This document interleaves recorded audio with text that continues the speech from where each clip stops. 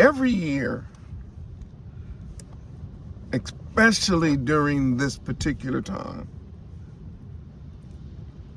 our people seem to fall into this weird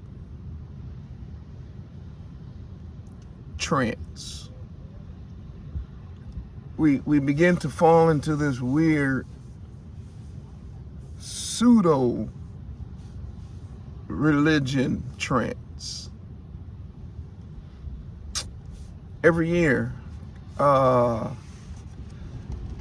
we go through this.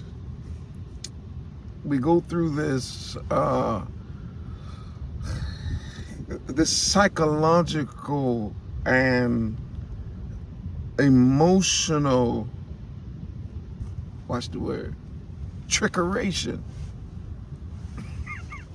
Yeah, every year you can watch it, and you will see that our people are being overwhelmed with advertisement, through commercial, through media. Everywhere you turn, all of the athletes, all of the entertainers, all of the books, when you go into the stores, all of the decorations, all the people's language. It seems that during this time of year, everybody falls into this trance, and it is a religion. It's a religious trance. In other words, it's a trance that everyone falls into that convinces those who are participating in the illusion, and those that participate in the pseudo-religion, it makes them feel as though for a moment in their life they are being religious, that they are being righteous, that they are somehow being a little holy. And it's the music. When they listen to the music, they say, well, because I kind of like this music, there must be some good in me. I must be holy. And then they look at the trees and they say, you know what? It's time for me to put away all of this. You know, I've been thinking only about myself. Let me make a tree. Let me get a tree and fix it up. Why? So I can look religious and I can be holy. And then they, you know, begin to do things like they start looking for presents to buy for this person or for that person. And it gives the people this sort of tingly feeling. They literally have a word for it. And I don't think our people understood that word, but they call it, listen, they call it the Christmas spirit.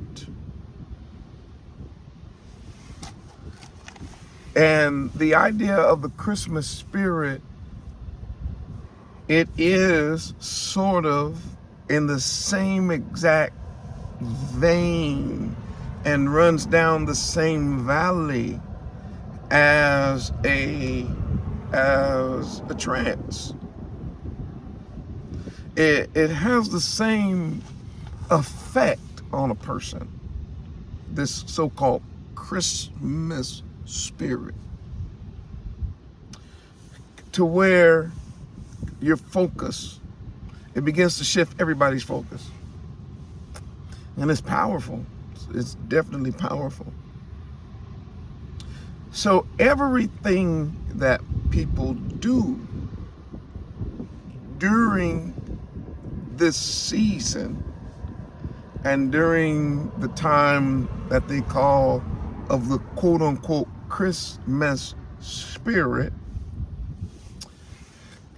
they do it because of the feeling.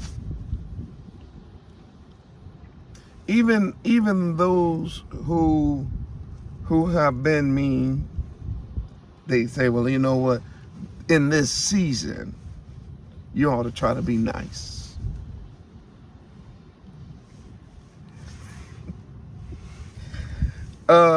People who have been selfish, it's during this season that their friends and family come to them and say, you know, you've been mean all year. At least during this time, you ought to try to be nice. If you were selfish, they say you ought, at least during Christmas, you ought to think of somebody else than yourself. And so what happens? And so what happens is the music and the movies and the commercials and the constant bombardment of the heathen on us, and primarily the heathen uses us to promote this more than anybody else.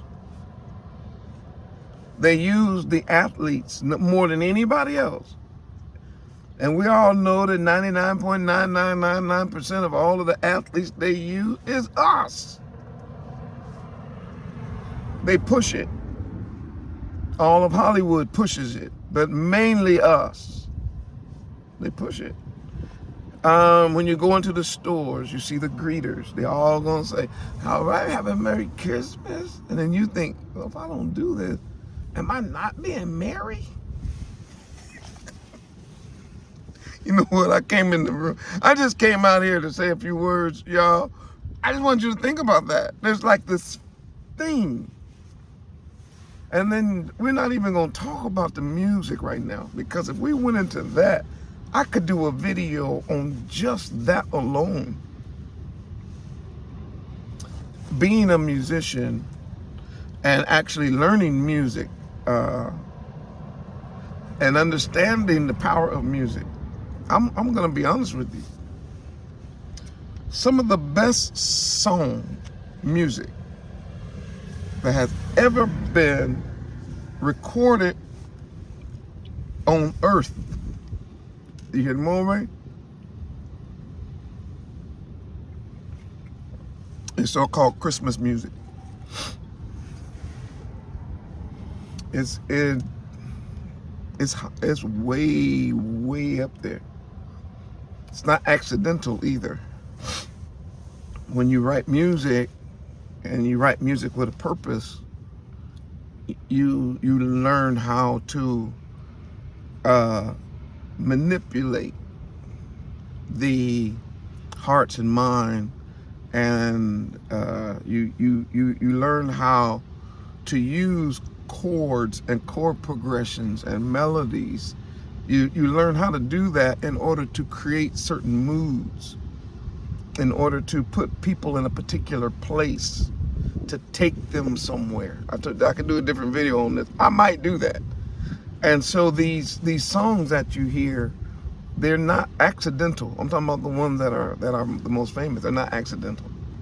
They're all written, and they became popular because they're able to drag you into this thing they call the Christmas spirit, which is sort of a trance. And people begin to walk around in a trance. They live in a trance. They wake up in a trance. As they're moving, they start to spend as though they're in a trance, spending their money. They become overwhelmed by what the so-called feast or festivities, what it brings, and they already start panicking over getting this or getting that, or make sure this, and who's coming here and who's gonna go, you know, and there's like this big, huge,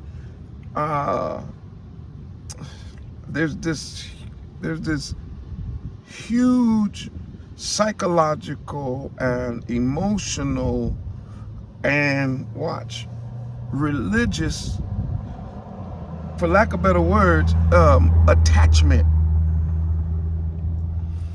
It is so strong on our people that violating it and not going along with it, to most of our people, just the very thought of violating the Christmas spirit and the spirit of Christmas is a sin. It's so bad that they say that is a sin punishable by death.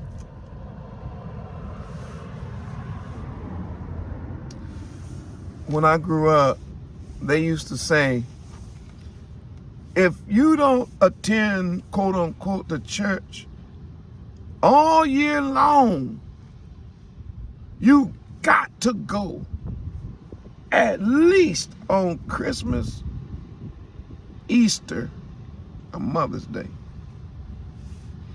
They used to call them the CME.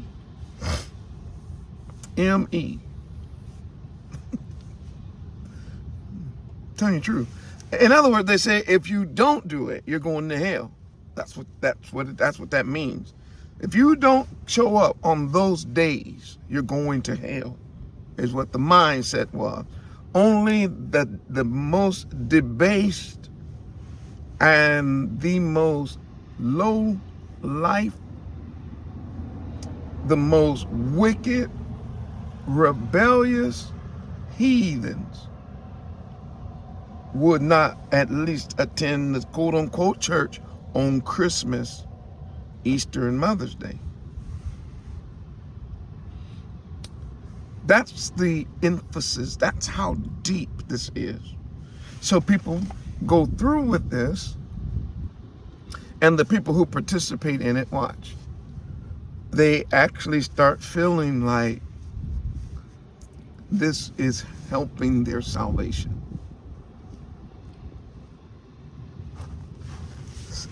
So everybody does it, whether they believe in it or not, whether they really understand it or not, whether they quote unquote go to church or not. None of that. What happens is the whole world has to do it,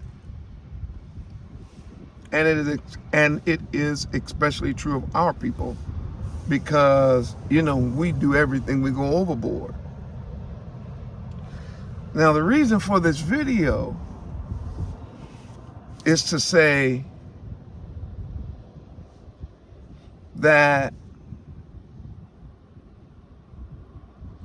the whole trance and the whole feeling and the entire spirit and that whole emphasis and that thing that makes you feel a certain way, want to move a certain way, that whole thing that makes you think that by doing this, I'm showing my little bit of righteousness, and this is just enough for me to get to the pearly gates and can get into the city and when I die or whatever.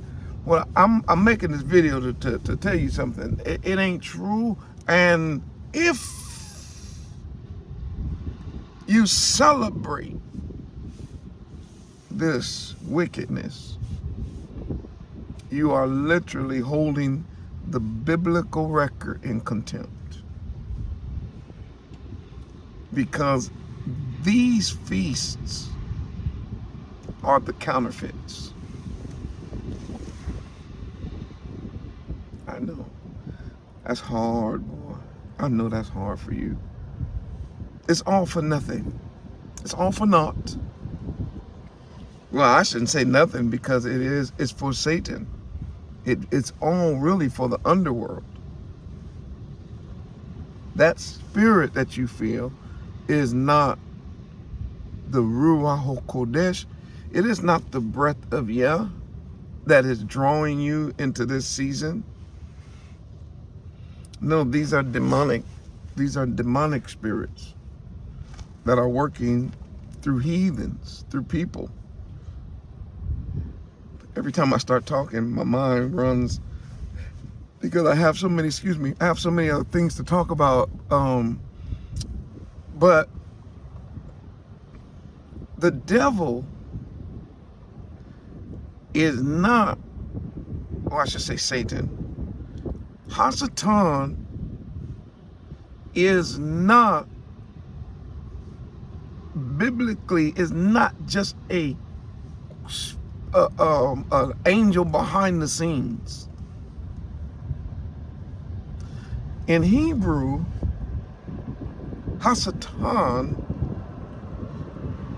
what you would call Satan or the devil, in Hebrew, Hasatan is your enemy.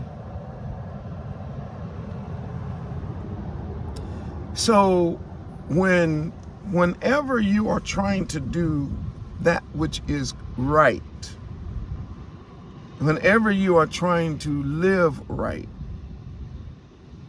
whenever you're trying to worship right, whenever you're trying to obey Yah right, Hasatan, the devil, Satan, is the adversarial presence. It's not just the devil, one angel that you don't, a fallen angel. No. Hasatan is everything and everybody that is trying to pull you away from the laws and the statutes and the commandments and obeying Yah.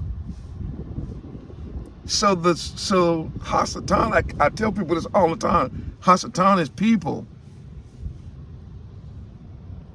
And as long as white supremacists and white supremacist doctrine that comes out of Rome, that comes out of England, that comes out of the Ukraine, that comes out of the Caucasus Mountains, as long as these European religions can keep you focused on a devil somewhere that's making people do something, it takes your focus off of them who are making you do something. They're doing it. Yeah. They are Satan. The leadership, that's Satan. And I know you're saying, wait, hold on, more ready. You trying to say that the white man is the devil? That's not what I said. Don't miss, and all you chat bots, don't miss what I'm saying. That's not what I said. I said anything or anybody.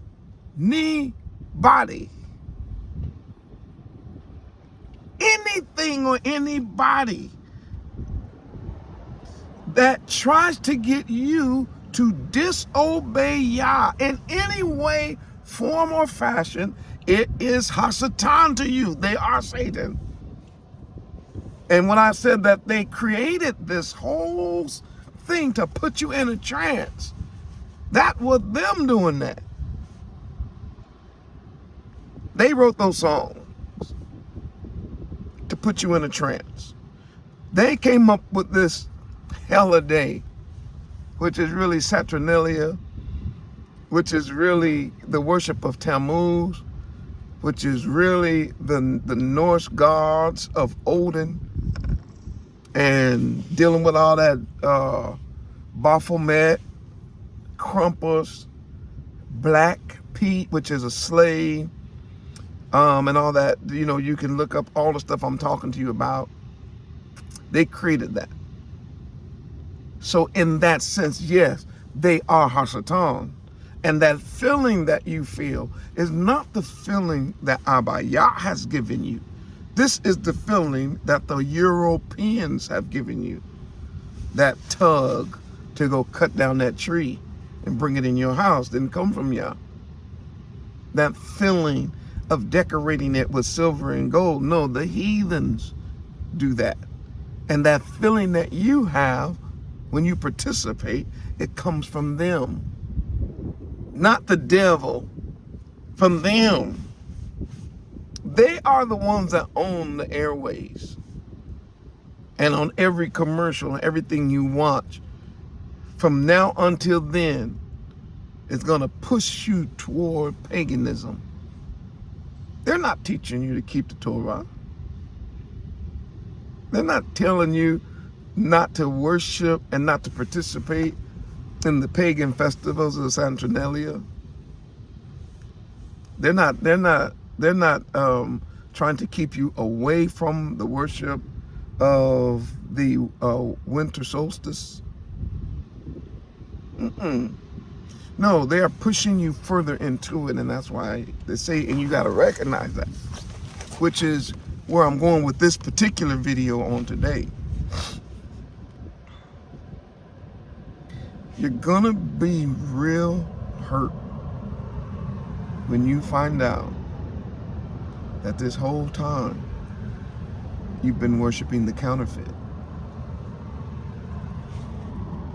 the fake. You've been worshiping that which is worthless, but at the same time it's detrimental to you. It's the false. It's not real, and it's by the enemy, and the Torah warns us against it. And he definitely warns us not to look at what the heathen is doing and then ask the question, how can we do what they're doing? This is Deuteronomy 12. How can we do what they are doing, but instead of doing it for Odin and for Santa Claus and Krampus and all these other gods, how can we make this the worship of Yahuwah? How can we bend this and make this blend with the worship of Yehoshua, Hamashiach, who is our King, who is the visible image of the invisible Yah?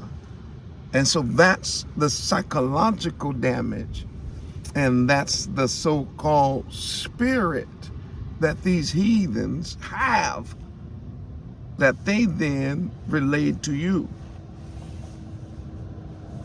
And you believe that if you violate that spirit and those instructions, that you are sinning against Yah, when in reality, obeying any of those tendencies during this time of year to worship other gods and to do things that the Most High tells us not to do during this time of year, those tendencies are the sin.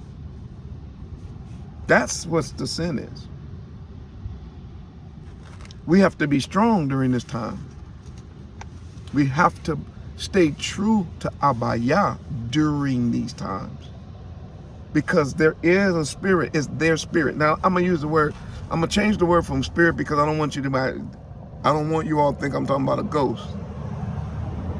I'm talking about life.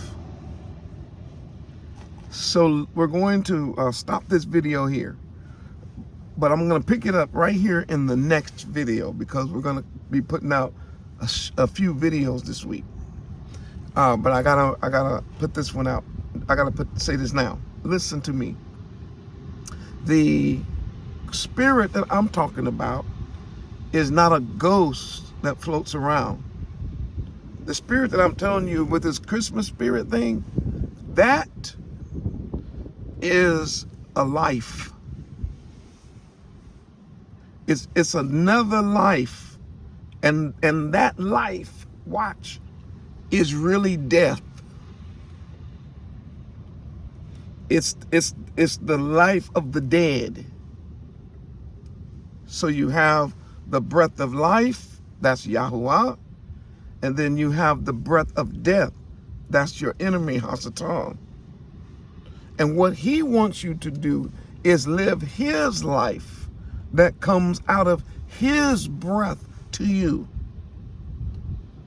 Because his life and his words to you are shaping the way you think and are putting you in this weird trance, and it's causing you to disobey Abaya. You got to fight that. It is not a good thing. It feels good, but it's satanic. It's coming from Hasatan. It's coming from your enemies. It is not coming from Torah. And it definitely ain't coming from the Moreh. Because I'm trying to help you. The Most High brought me out of this mess. It's been about 15 years ago now. But I've been away from the whole Christmas thing a lot longer than that.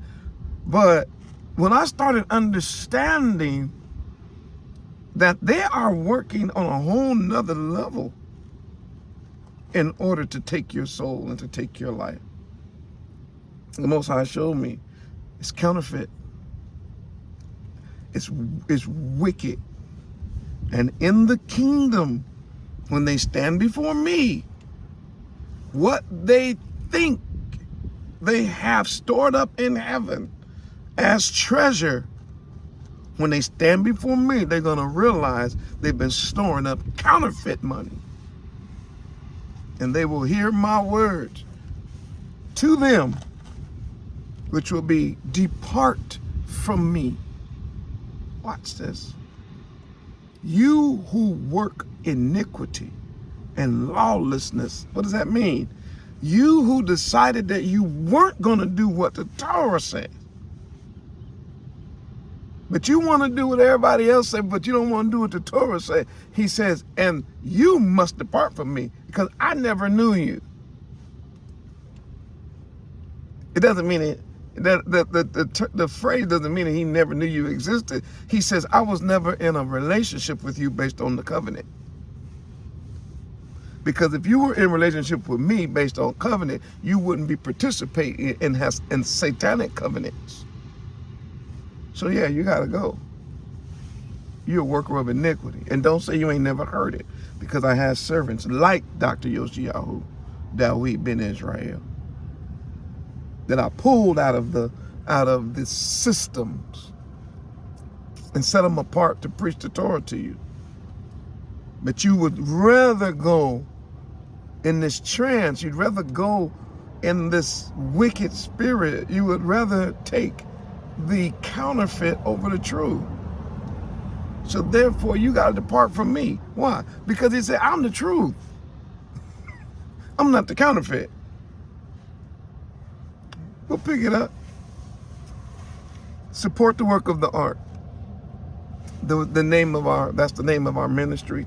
We are a worldwide ministry. We have staff, we have obligations, and we are 100% full-time. We operate through the biblical tithes and offerings. That's what we ask people to do to support this work. Number one is the tithe, because it's the 10th. It's set apart.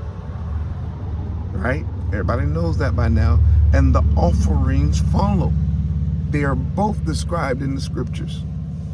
And they're for your good.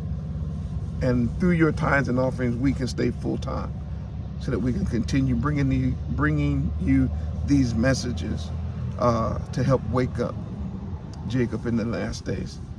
So listen, break the trance and get out of the counterfeit and turn your heart to Yahuwah, your Elohim, and to our real King, Yahushua HaMashiach, the visible image of the invisible Yahuwah, who is sure to come.